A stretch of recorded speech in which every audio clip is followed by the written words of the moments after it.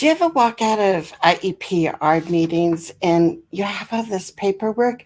So, like, you have the IEP meeting notes, you've got the prior written notice, you have the procedural safeguards, and it's like more collection of things, right? Paper.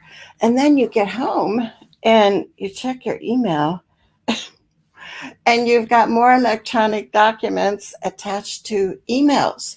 So it's like, what's a parent to do, right? You've got paper copies, you've got electronic copies, and they're all important records that you want to keep. The trick is, how do we keep them organized so we can find the right record, the right document when we need it?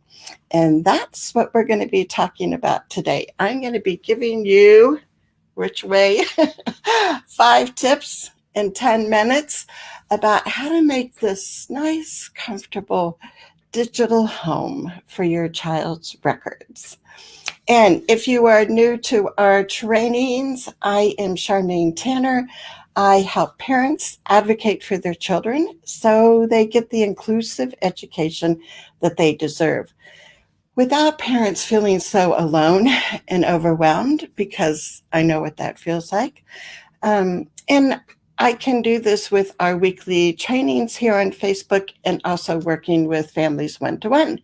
And I help you from A to Z. So understanding assessments all the way to going to Zoom IEP meetings with you.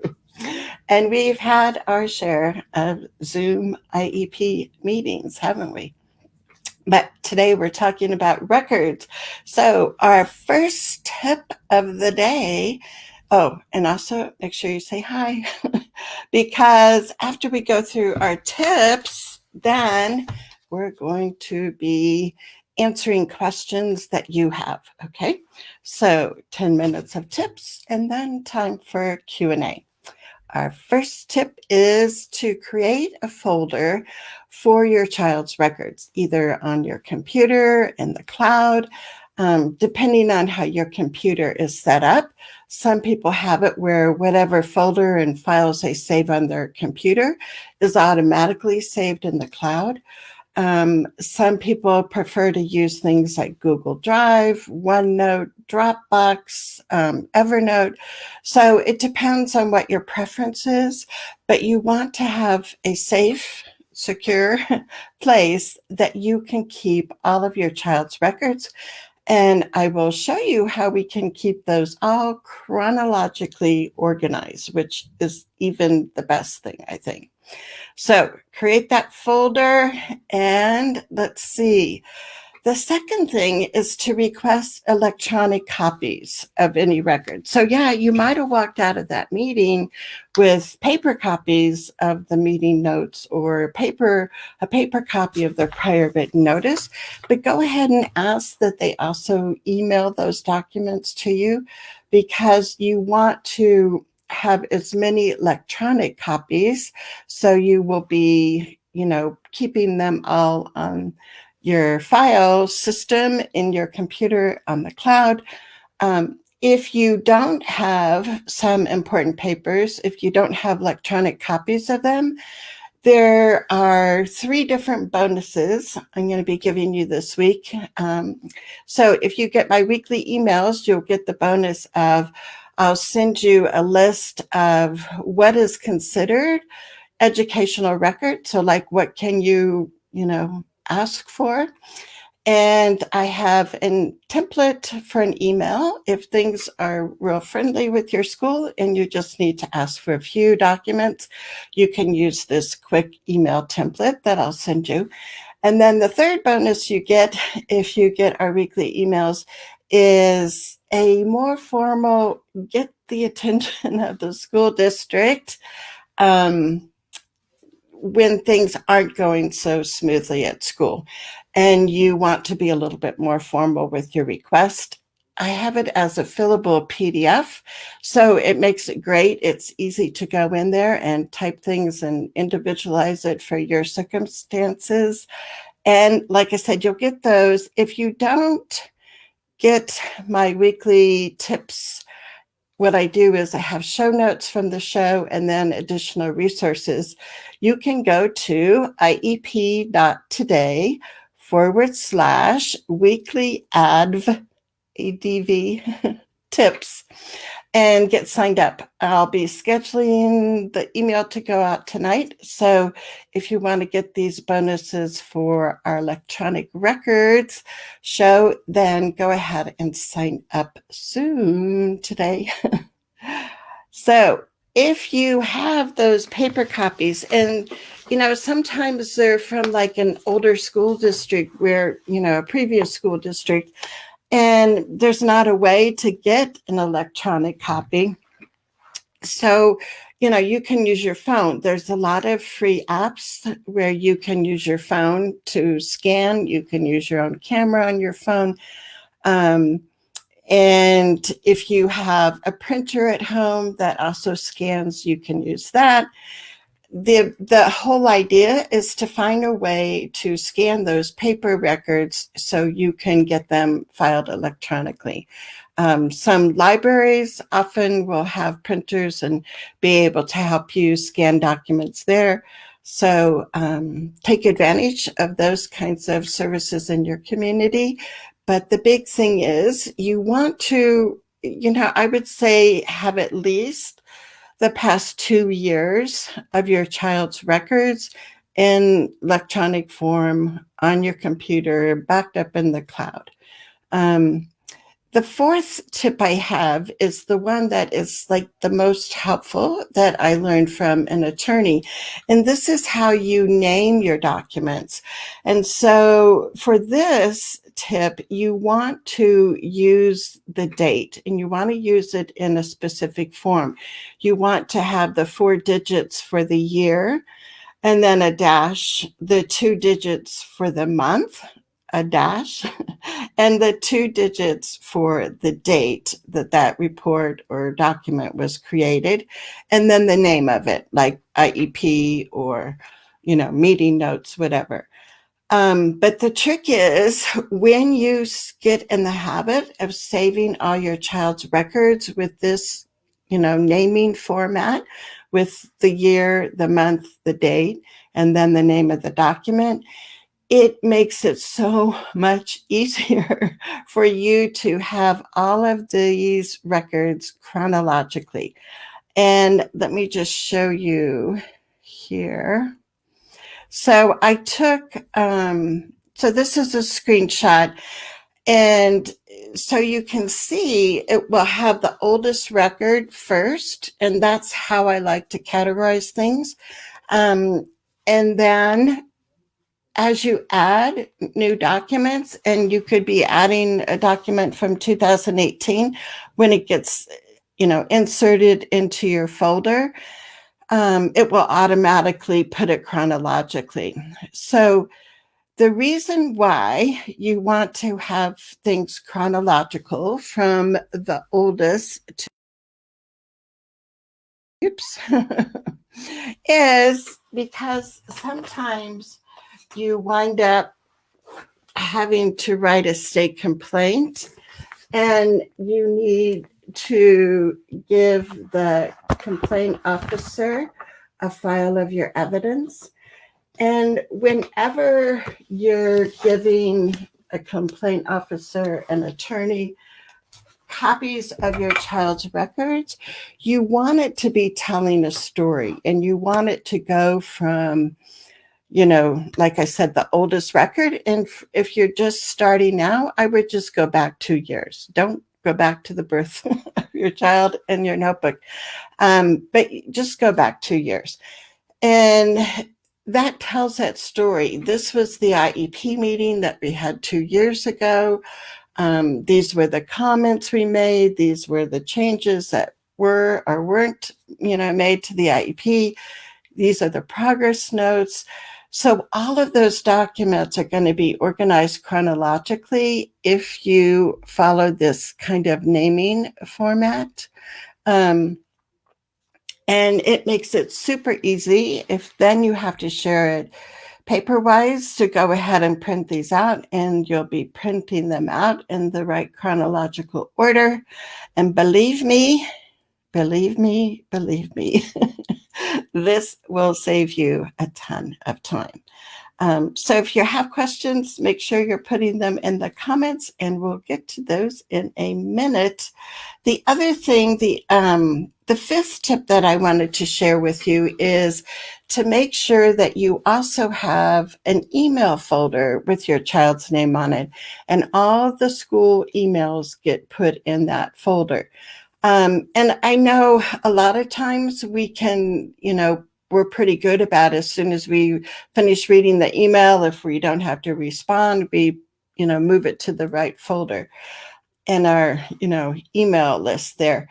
However, sometimes we forget and there's all these other little emails stuck different places.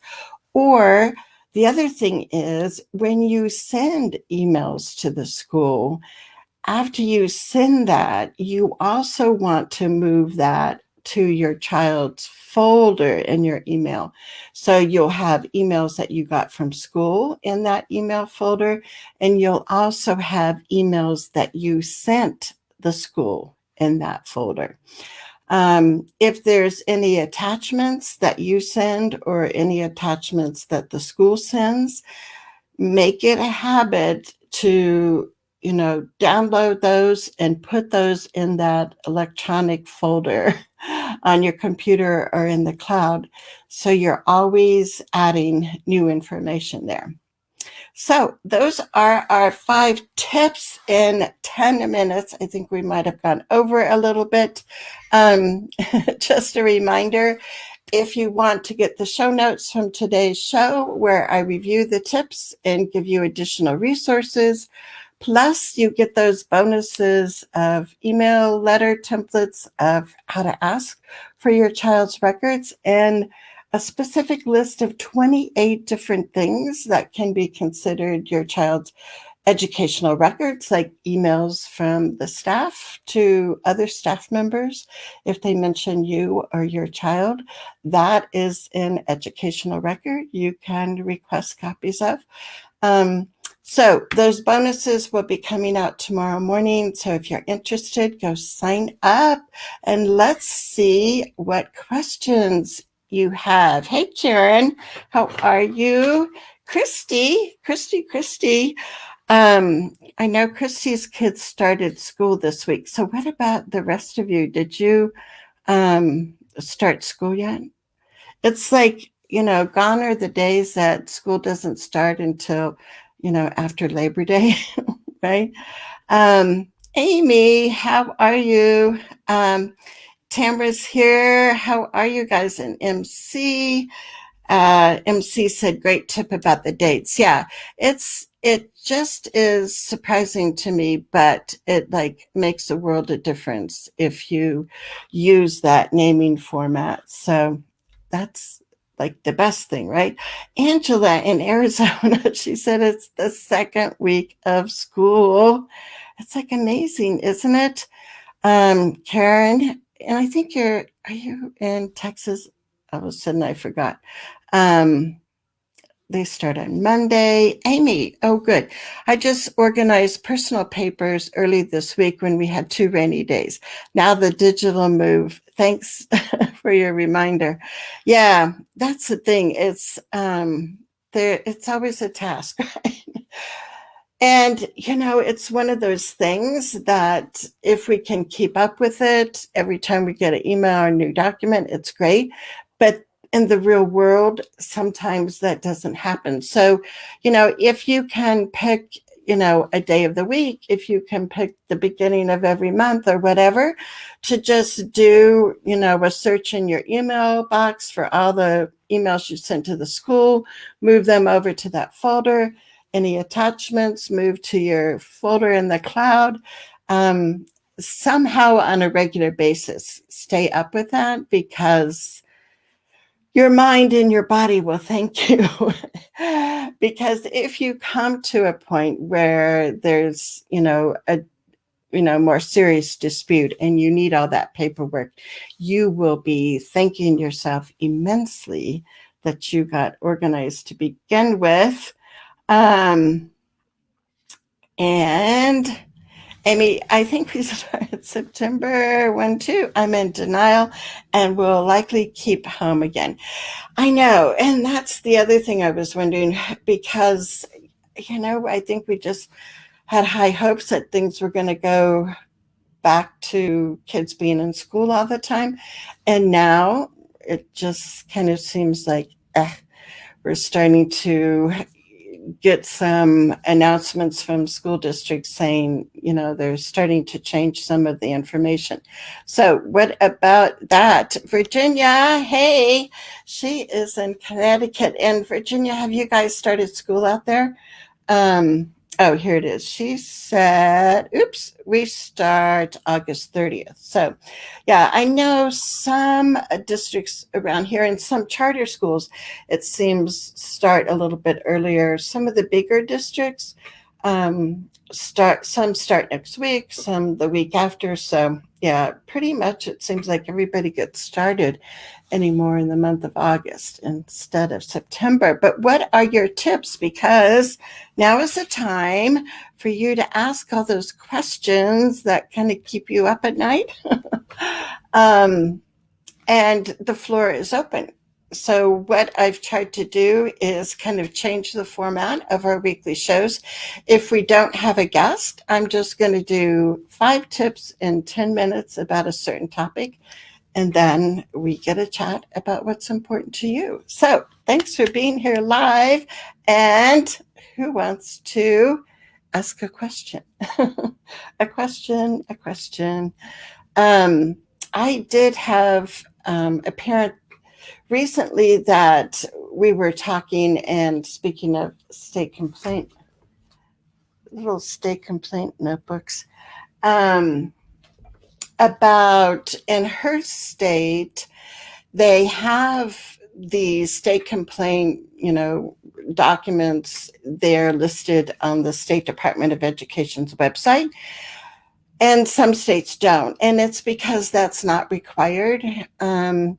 So it's nice if your state will post the state complaints. The other thing that makes it really nice is, I'm pretty sure it's the state of Washington, they'll have a category of what that state complaint was about. So if it was about least restrictive environment, if it was about, change of placement, whatever. So when you're looking on your State Department of Education's website, and you go to dispute resolution, usually there's a tab you can see. Most of them, I don't know, maybe half the states have their state complaints listed. Sometimes I think most of them have it just chronologically, like these are all the complaints in this school year or this year. But it's really handy if they have the top type of dispute that it's about. The other thing that is nice when you are looking at filing a state complaint yourself is to just open up some of those decisions. And if your district or your state doesn't post them, the Advocacy Institute, they have a great website about state complaints, and they have example ones there. And you can see kind of how people format it, how they format the state complaint, to how they cite the evidence that they have. So there are good resources out there that you can tap into when and if you get to that point. So questions. What do you think, guys? Topics, mask or no mask? What do you think will be happening at your child's school this year?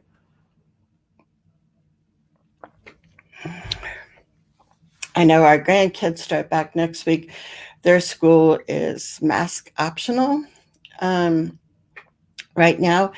And they're looking at the 3-foot, social distancing at school instead of the 6 feet that they had last year.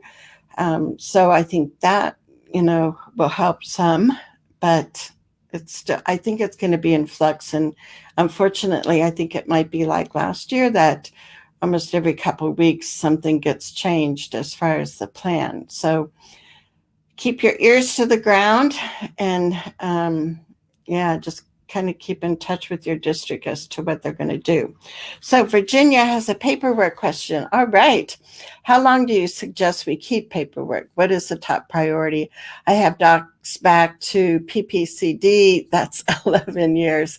I know. I think it depends on your comfort level. If you're a keeper or not, I think that the priorities would be copies of the IEPs, copies of eligibility or evaluation reports. If there's been any private independent evaluations, those kind of major documents. Now, whether or not you need to go back 11 years, I personally don't think that you would need to do that. But like I said, some parents just have that sense of security that they have all their kids' documents. I know when, Dylan was like in his 20s, I did a lot of purging. I kind of wish I had saved some more examples, and I'll have to look and see if I have them for what his IEPs were like when he was little. I'm sure if I looked at him today, I would say this was a horrible IEP. How did you accept this IEP, Charmaine? Because I know a lot more now about writing good IEPs. But so, you look at for due process, you can only go back 2 years. And, sometimes you also want some additional information. And so you might have a few more years, prior to that also. I think you look at triennials, those eligibility meetings. So those usually happen every 3 years. I think you'd want to have, 3 to 6, have like a couple copies of the eligibility reports. But yeah, I would say IEPs, eligibility, evaluations, private therapists, reports, things like that. So what about you guys? How long do you keep paperwork? And is it organized so you can actually get there and see something, right? Misty says, our school is mask optional. I suggest if you've went to the chain of command without a veil, you should file a civil rights complaint with the Department of Ed. Medically complex children should be able to attend school safely with masking. I know, Misty, and it's like such, I know the school district where I live, the board just recently release things about it being optional. And then you think of all the impact. So then the school district is trying to say, okay, so if there's kids that really, because of medical needs, need to have a mask and they need to be around other kids that have masks. So our school district is looking at, I don't know how this is going to work. Having these pods of kids that have to wear a mask that choose, and the ones that choose to wear a mask to be with other kids that have masks in their grade level. But I don't know. So our school district is saying they're going to create these pods. If you wear a mask, you can be in this pod, and then it's going to be virtual lessons that the kids do at school. But is that the same access as other kids are having for general, access to general ed? No. If, it's optional and your child cannot, for health reasons, be in that environment, where it's optional, then, for sure, you could look at filing an Office of Civil Rights complaint because that's discrimination for, on your child. So it's very, complicated as far as there are so many different variables. And so you look at universal design for learning, we need universal design for learning through pandemics, right? Because if we have options for families, that's good. But what if the options aren't, equitable as far as, like I said, access to general ed. So it is something that, yeah, I mean, it's going to be really interesting. Dan, how are you, Dan? Dan's an advocate, and he says, I always advise parents at least keep their 3-year evaluations for some programs, state funding, etc., where you would need to demonstrate impact during childhood. It can be handy to have longitudinal data. Much better to have and not need than to need and not have. I know. I say that when I go on vacation. But yeah, so you want to be able to, I think Dan's point is really good, to be able to go back and show, for some disabilities, when that disability, if it wasn't, a developmental disability, when was it diagnosed? How did it impact your child when they were younger? Because when you look at your child getting older, transitioning out of school, any kind of documentation you have from the school is going to be helpful. And, things like applying for SSI and all of that kind of paperwork stuff. So again, the tips that we talked about today for organizing records, it doesn't have to just be for school records. I mean, in that folder, you could also have it categorized by dates for medical records too. But yeah, you want to be able to go back and have some of those key documents. But every email, every progress report from the past, 10 years or so, I don't think you would need all of that. But like I said, it's kind of up to your comfort level.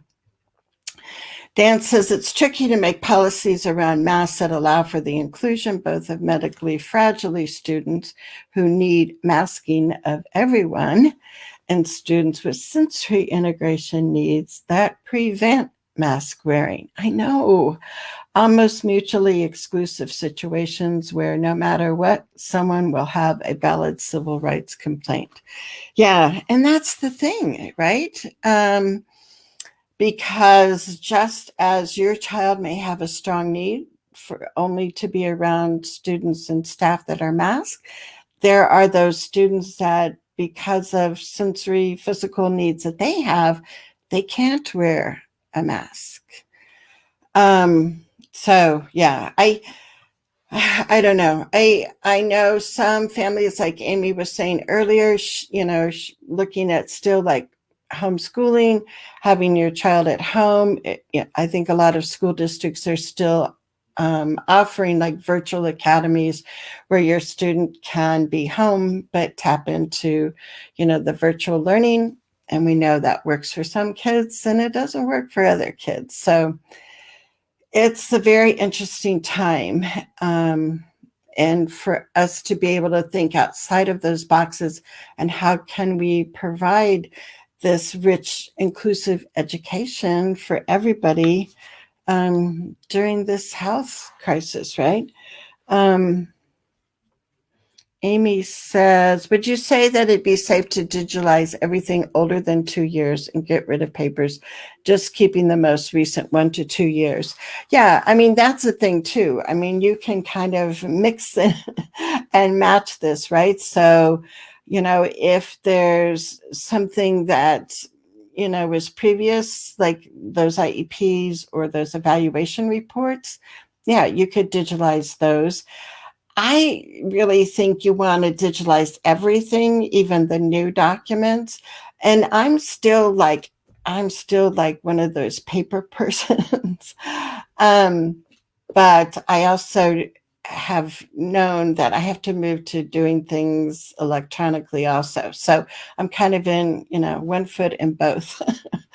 But yeah, I think the recent ones, when you go to an IEP meeting, I think it's a good idea to bring paper copies of recent evaluations, IEPs, or, some parents bring a tablet or their phone and they have the documents on their phone and they have good eyes and they can read small print. But somehow, I think when you go to meetings, you also want to be able to tap into those records. So that could be digitally, or you could make paper copies and use that as your notebook of what you take to IEP meetings. So I know it is all options, right? And Amy says that's kind of where we are with mask. Unfair, but I kept safe during the first variant, and now this.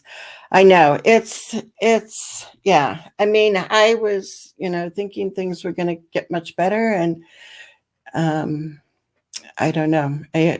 It'll be interesting to see. Hopefully, students will have the kind of year that fits them best. For some kids, I think they discovered that being at home and having a more flexible schedule was like a much better match for them as a learner. And we know other kids like really thrive on that face-to-face connection with their peers and with teachers. So yeah, it's going to be quite the mix, right? Angela says, I am the same. I like paper. One day this year, I will get to digitalizing at least this last year's paperwork. Gotta start somewhere. Yeah. And if you want, the other thing is, Angela, just start with, as from, this day forward. But, just right now, whatever new things you get, just start there. Because we can get so caught up when we're reviewing old records and like we stop to read the reports. We remember those meetings and it brings up all kinds of emotions.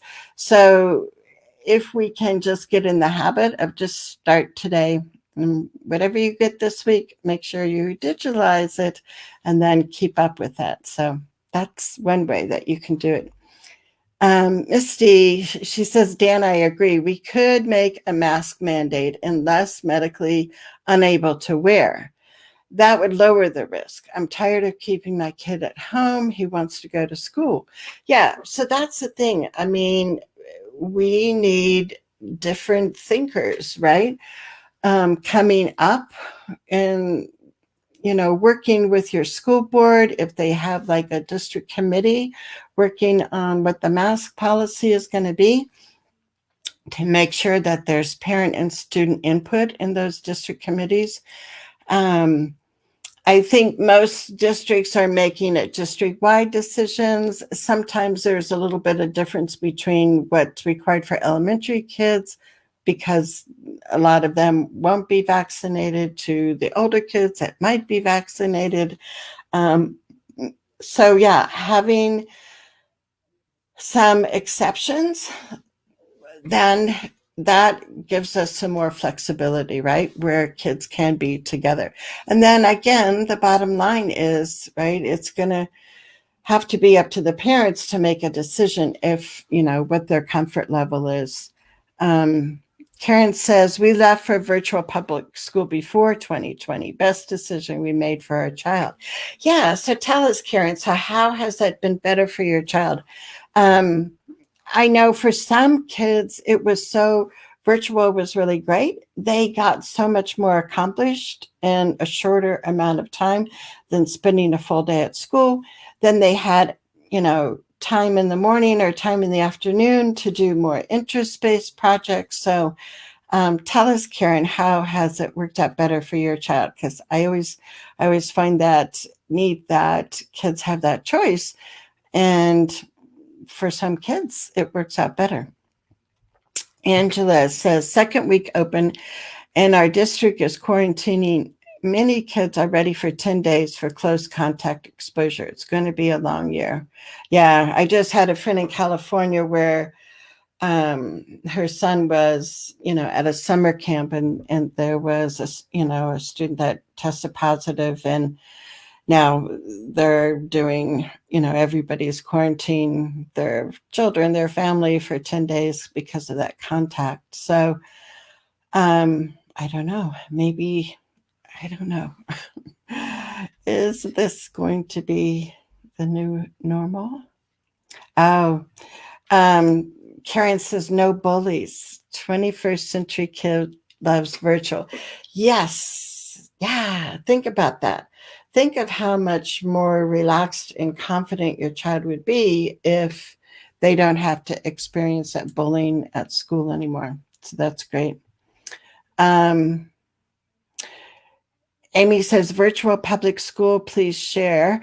Yeah, I don't know if this is the comment that I made or you're looking at somebody else, or Karen says K12.com. Um, Virtual public school. Yeah, Amy, I'm in Idaho, and I know I work with families in other states too. So there are some districts that last year with, COVID, they created, that virtual online schooling. So parents had a choice. You could send your child to school, and sometimes, it's a hybrid model of how many days, or you could choose the virtual school district, program, and be in a virtual classroom with other kids your age, and with a, general ed, sometimes special ed teacher co-teaching, receive it all virtually. So I don't know, Amy, if that's what you mean, or if that's what you were asking about. But and so now that more kids hopefully will be back in person in school, some districts are noticing that parents still want to opt in for that virtual.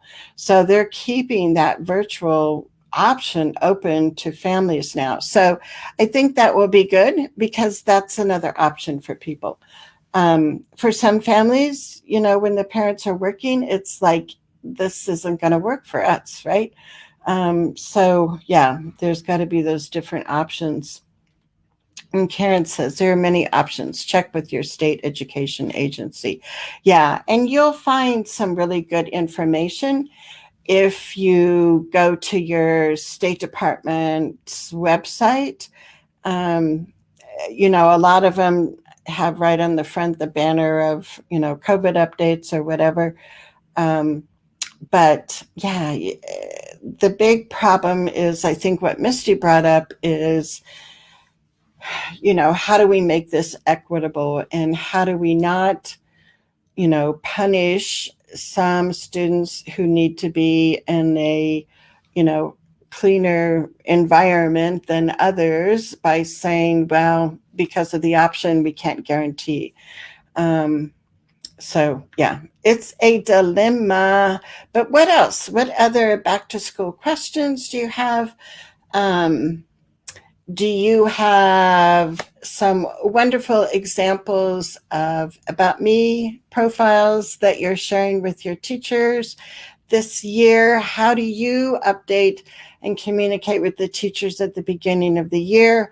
Things that your child did over the summer that might fit in with the curriculum, or for conversation starters.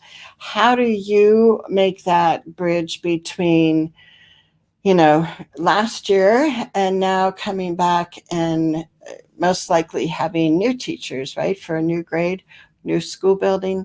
How do you kind of bridge that gap of communication? So if you have any tips for that, I know Amy has some wonderful things.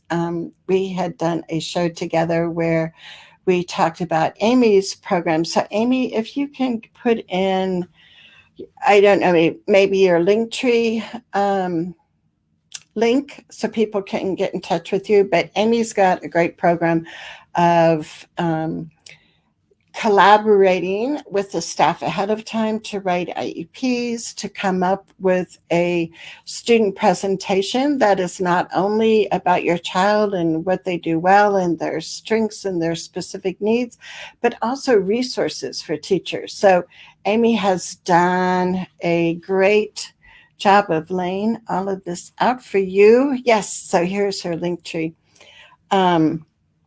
And you can go there and find more information about that. So, any other hot topics?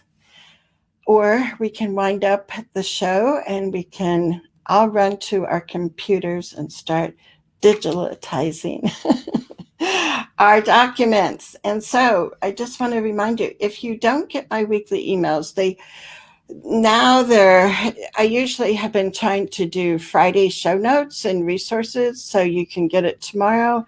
But in order to get it tomorrow, you need to sign up today because I'll be scheduling it this evening. And so if you go to iep.today/weekly adv tips, you will get signed up. And I'm trying to do bonuses every week. Sometimes I don't have time to make a bonus, but this week I have 3 bonuses for you. I have the bonus of what are things that are considered educational records. I have an easy email template when you just need to informally ask for some records. And my 3rd bonus is, drum roll, I have a fillable PDF where it's like a real legalese kind of get their attention kind of letter, but it's a fillable PDF, so you can type in your child's name, personalize things. And those are available tomorrow morning, and you can get them through email. So let me see if I see any other comments. Amy says, so excited. Spoke with our superintendent who wants to scale it up to locally. All right. He was able to see the value in the shift I'm aiming for in the IEP process. How cool. Just launched Inclusion Club membership too. Check out online courses on the Linktree and/or send me some info about you in the form at the top of the link tree. Yay, yay, yay. So Amy had also talked about starting an inclusion club, and that sounds exciting. They might be reading some books, some different articles, different conversations. So that would be something that would be fun for you to check out too. So I don't see any other questions. I hope you are taking time to breathe, have a few minutes to yourself, and know that good things are already happening for your child. And together we can make sure this will be a great year for your child. So I am Charmaine Tanner. I'm here to help parents become even better advocates for their kiddos. And I welcome your thoughts and ideas. Come back and type in more questions here if you think of them, and I'll be back around to answer them. So you guys take care, and we will see you next Thursday at noon Mountain Time. Thank you.